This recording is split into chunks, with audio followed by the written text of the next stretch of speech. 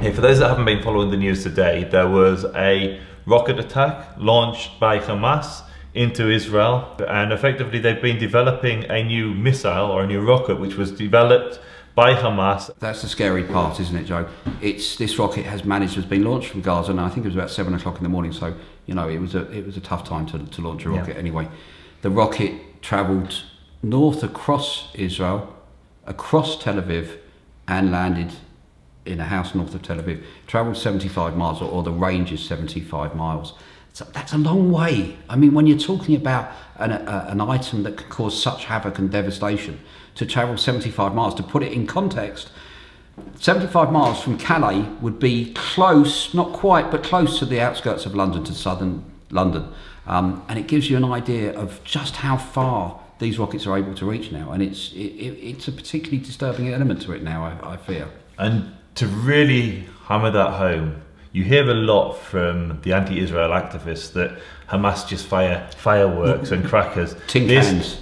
Firecracker flattened a house, badly injured an entire family, including 3 infants and a baby. Seven in the house. 7 in the house. Yeah. Killing the 4 dogs as well. I think the pets. And this is not a firecracker. This is a huge rocket, which fired through the Iron Dome and leveled a house. So let's okay, but we can't really. We're sitting in wherever we're sitting in our homes in the UK, and we're not really connecting with that. What does that mean?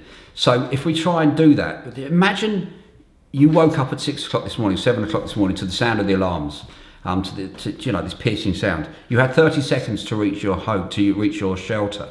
If you didn't make your shelter, what happened to this poor family, who happened to be British as well, British expats? Could happen to you. You were saying try and relate. I'll tell you who could relate to this is your parents and my grandparents' generation, because they lived through the bombings of London.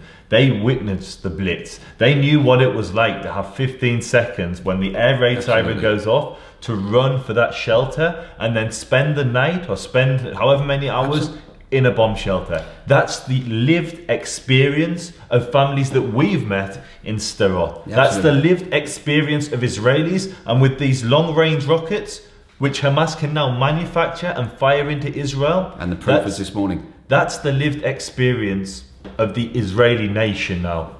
So picture yourself in that bomb shelter. What would you want your government to do?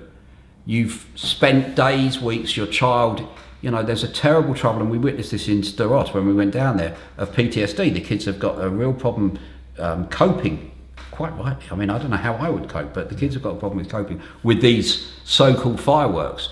What is it that you want as a parent your government to do? What action would you expect them to do?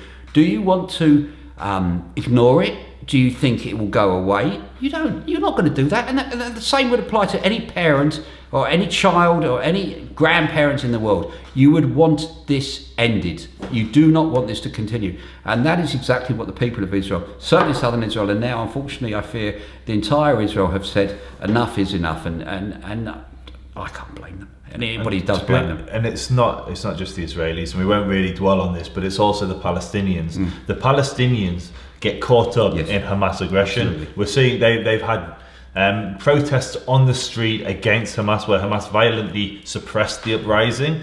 But the Palestinians are also losing children to this conflict. Correct. When Hamas fires J-80 rockets into the heart of Israel, Israel is forced to respond. And who are the casualties?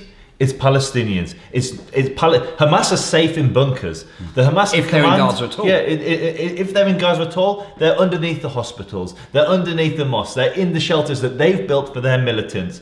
Who gets killed are the civilians.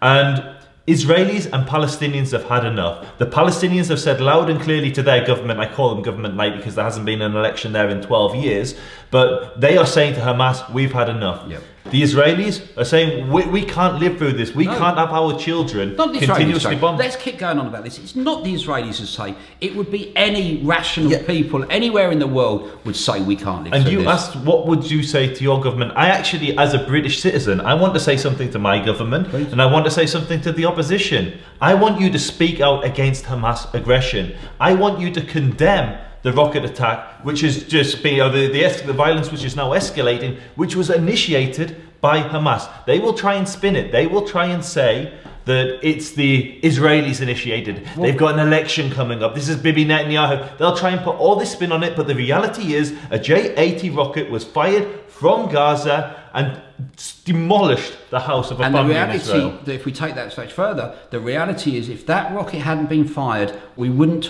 be talking about today's events. It was Hamas who initiated, who started this. No ifs, buts or maybes, no equivocation, no beating around the bush. Hamas fired a rocket.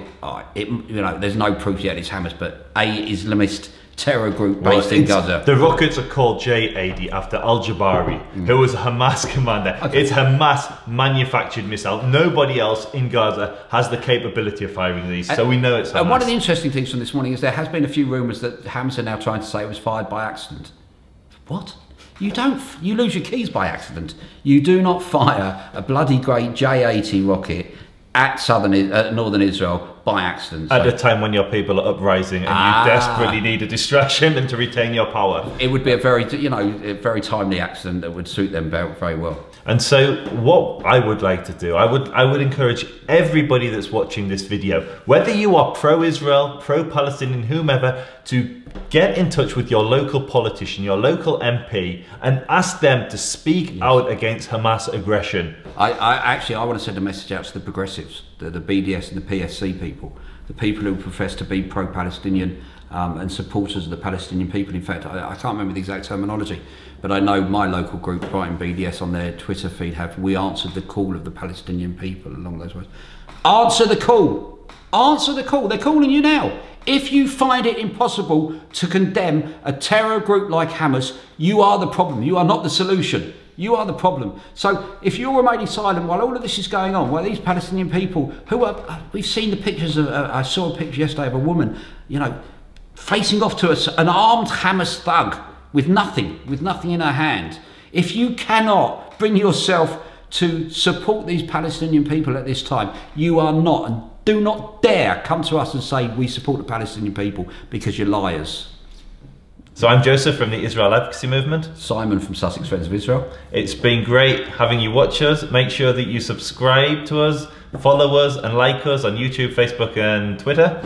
Yeah, absolutely. And I also hope that, Joe, you might do some more conversations, because it's been real fun speaking with you today. There's been so much we could talk about. We've only scratched the surface, so I hope other people get the opportunity. Thank you. Definitely, and maybe we'll put that out to the viewers. Who would you like to see either me or Simon talking to? What subjects would you like to see us covering? Let us know in the comments below, and we'll see if we can make it happen. Thanks for watching. Thank you.